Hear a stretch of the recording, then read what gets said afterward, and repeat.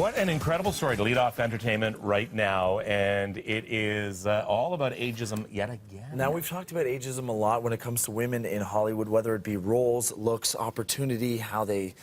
we've gone through the Renee Zellwegers, we've gone through situations where women don't feel comfortable coming out with certain things, but now Maggie Gyllenhaal is stepping out and saying that she felt that she's been treated wrong. She says, I'm 37, and I was recently told I was too old to play the lover of a man who was 55. It was astonishing to me. It made me feel bad, then it made me feel angry, and then it made me laugh.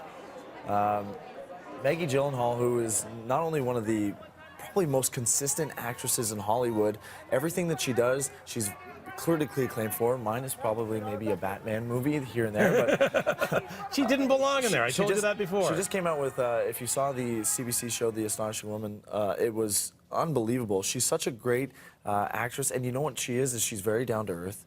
She's very centered, I believe the word would be. It's tough, though, because when it comes to modeling and when it comes to acting, there is a certain role, a certain look that directors and writers are going after. You just said it right there, and I want to interrupt you, and I'm sorry, but with modeling, I'm not too much of the expert on that, but with acting, the parts that are coming out are written parts by the writers who are thinking up these things. People aren't writing specifically for a person per se, but they're writing for a specific role, and the writers are giving these roles. And so the actresses are giving a breakdown of what roles are out there, and these are the roles that are there.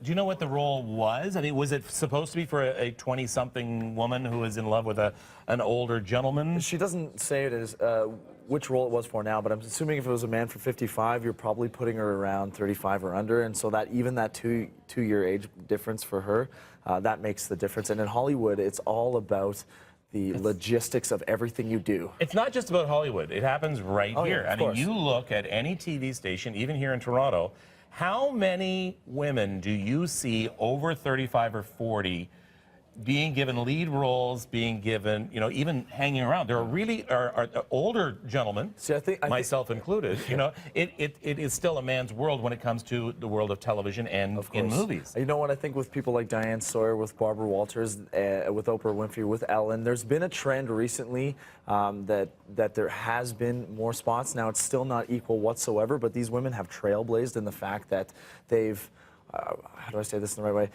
They've shown that there's not only the desire to have women in those places, but they do the job as good or better than men do. I mean, Ellen right now is probably your #1 daytime person and the most consistent probably person on television right now. She always brings it. So, and this comes on the heels of also Rebel Wilson, the actress from Pitch Perfect 2. Remember, we showed that clip the other day. It came out that she's in fact 35 and not 29 as previously publicized. So she was having a 6-year age gap there, which would, in Hollywood, would give her the ability to create a career, or someone would believe in that period. That's how much ageism affects Hollywood, that people are actually just changing their age or not committing to their actual birthday. Very interesting conversation to be had there. It is really.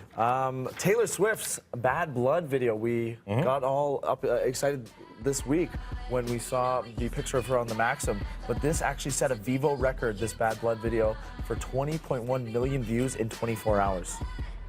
Now, Taylor Swift's combined total of views on Vivo is 5 billion.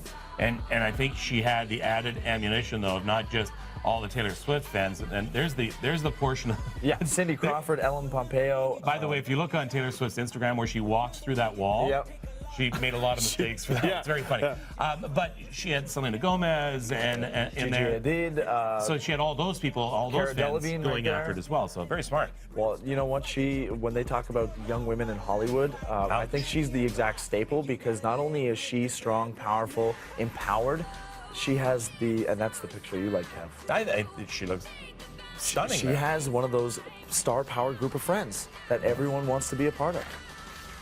I remember at the Grammys sitting there, because we were way back, and Taylor Swift and all her buds were in the front row. And they were just sort of like, they walked in as though they owned the place, and they were dancing. And you remember when she would get up, everyone would get up exactly, around yeah. I mean, she basically rules the roost. And last but not least, it was Red Nose Day yesterday, and to honor it, I guess you would say, they changed famous celebrity voices. Check it out. They revoice me in every movie I do, which makes me absolutely furious.